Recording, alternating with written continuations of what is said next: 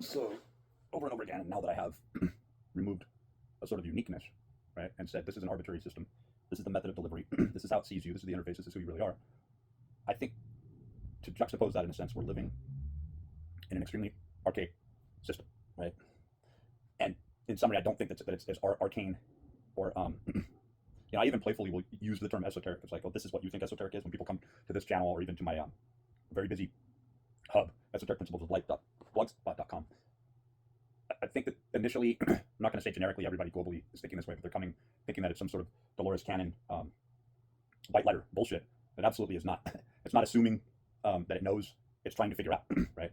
And the unfortunateness is that esotericism is the only and quasi pseudoscience, right? Fringe science that's becoming science. Everything's starting to look like fringe science. I knew it was going to happen. I could see that, not really from any auspicious or prescient aspect. I could just see what was coming next there, right?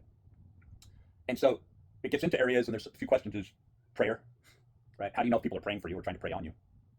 And we lay down these venues and these when through our own, unbeknownst to us, through our own energetics, when we think good thoughts, stop worrying about somebody, but start to believe in them, see the world that they should live in through love and support. We know when people are provisionally extending that to us or when they're not, no matter what they say. And that's the problem with getting preachy, especially standing behind the artifice of certain religions. And then it's like, I know who you really are, right? I know you're going to church to get free stuff, to get your free ride, to play along with the role. But all the things that you espouse, that you do, and that you talk about, you're a fraud, right?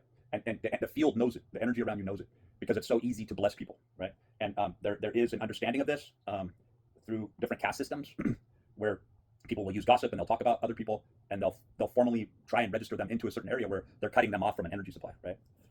And it comes down to seeing yourself. Like right now, I'm not working out. I'm going through a week's long consolidation stage. I come back stronger and better. And this is how you morphologically work with shapes and forms and your own strength. You have to get your base back, right? When you're talking about working with gravity, right? Overcoming gravity, working with resistive forces and angles and vectors and so forth, right? And how the human body responds to this. You're going to go through consolidation stages, right? And you have to see this. The other thing is talent that we need to talk about, and that is when you see somebody who has a certain talent and you don't understand why you don't have that talent, much of the time it's just the basics of you seeing how you see. Like you're observing somebody who you think that you want to be like or that has a certain talent, or at least you wish that you knew yourself better. But in the observation of seeing that person, you're demonstrating and laying out how you view the world through macro perspective. And that's the whole point, is that you may see things less on an intrinsic, hands-on cognitive scale. You may be more of a systems thinker where you're just not occupationally in the right spot. You understand more hub distribution and you're seeing what they see locally, right? Working in a particular venue in a particular field as more of a technician. What you see, you're more of a manager, right? But you're just not in a management position. So when you see it's not necessarily other people's talents, but it's just a better way to look at it, I guess. When you see other people's talents and how the field works through them, the energy, it's all about energy. Prayer is the allowance of energy and the conduit of energy, but other people acting as a conduit, but you can change the energetics by getting away through those circles or those hub distribution centers of supply. Now, kids are locked into their school, they're locked into their family, right? But the ones who break out, what are they doing, right? What are they doing? Well, they're breaking out into a whole different system, a whole different network. And the problem is that we go off familiarity and we create the same toxicity, the same issues, and the system knows this about you. It's also testing you to see if you can rise up out of this and see the broader application to this and to be able to rise above formatted, prescriptive thinking. That is the toxicity that's been done to you and how you were trained to see the world. And to go, I'm not part of this caste system. I'm not going to recreate the caste, the same exact system, the circle, the cult, right? I mean, that's what they do in prayer. People holding hands, they get in this circle and they start to think about certain things and they start to move in certain ways and they start to use certain lexicon, certain speech. And whether you're talking about a Christian church or Mormons or whatever it is, the same human mancy of actionable supply that leads back into energetics and distribution networking, right? And acting as conduits to a greater whole. People who can see that and not feel small in the process. Well, that's the goal, isn't it? And so this is what really leads to greatness and trying to rise above is people who think they're being great. And sometimes they think they're being great for 35, 40, 50 years longer in a particular career field. Don't lie if you haven't tried to ascend to greatness and you're trying to say, well, I go to this county job for 40 or 60 years, maybe longer, some people, and milk off the system and just stand there all day as a security guard or something for the county, for the state, just keeping this taxonomy going, right? Don't live under the illusion that you lived under any greatness at all. It takes a lot of risk. So when you finally see how you think through the system's networking, only then are you going to be able to try and transform how the system operates and what you have to offer as a new aspect, which there's nothing new under the sun. People have attempted to do this, but it is extremely rare. And I think the system's actually looking for rewrite is what I'm saying. I think that the only way that this can happen is this positive, infectious, viral disease to the system where it has to reboot once new information, and I'm not saying it's never been used before you saying new information, but higher tier principles are supported and ardently demanded, suggested, and supplied through a well thought out system, right? Like EPL, like esoteric principles of light, looking at pure systems logic, living that way, and then in mass telling the system, feeding back through the morphic resonance, if you want to call it that, the electromagnetic fields on into the shape and form follows function, function follows form, to how we are formed and who we truly are. That's the transformation. And when people talk about kumbaya and unity, right, and grace, if you're trying to do this alone, you're not in effect altering anything, because unfortunately for a lot of people, this is just what has to happen, right? So in reaching out and putting this information out, unfortunately I might not be the one, even though I put so much thought into this, even though I've worked as a hub.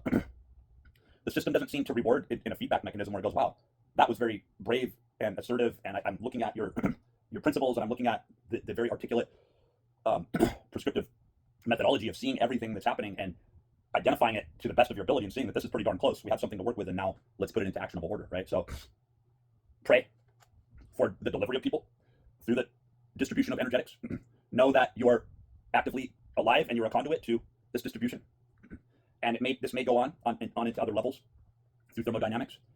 Energy cannot be created nor destroyed. Therefore, you have to identify your individuality, and you get into this infinity mind where it's like, once you're producing a non-expirable concept that doesn't lead back into planned obsolescence, you have now ingratiated the machine with, imbued the machine itself with life. And I think that that's what it's looking for all along. I think that's what we're really all about.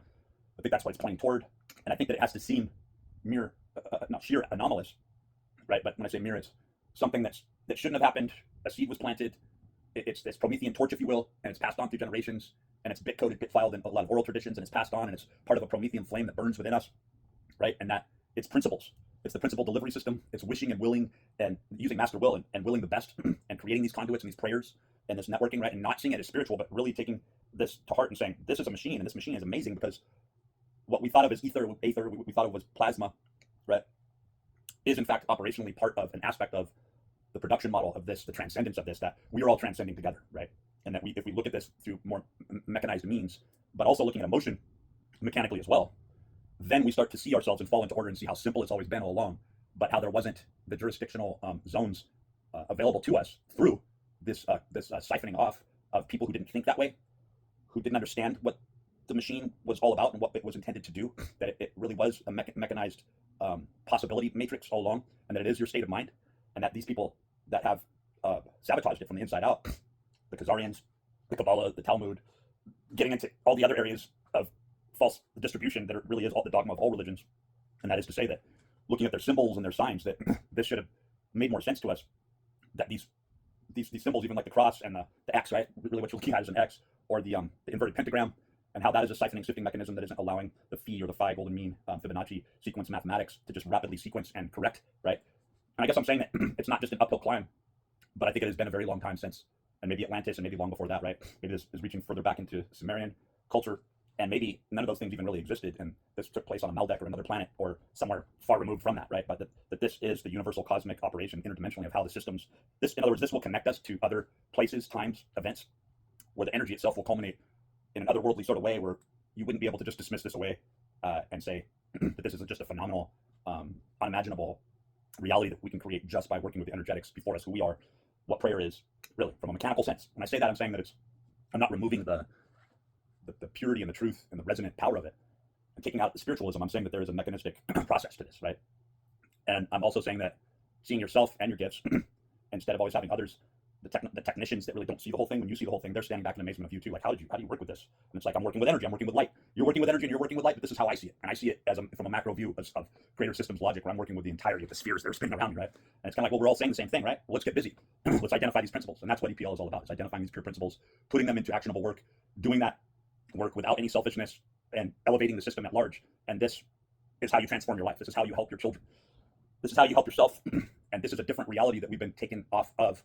And the answer is right in front of us, and it couldn't be simpler. And it comes down to these base pure principles, the application, the use that connects us with other dimensions and other worlds, other areas of the light spectrum that we can't even readily see in front of us right now, that operate and exist and is waiting for us and always has.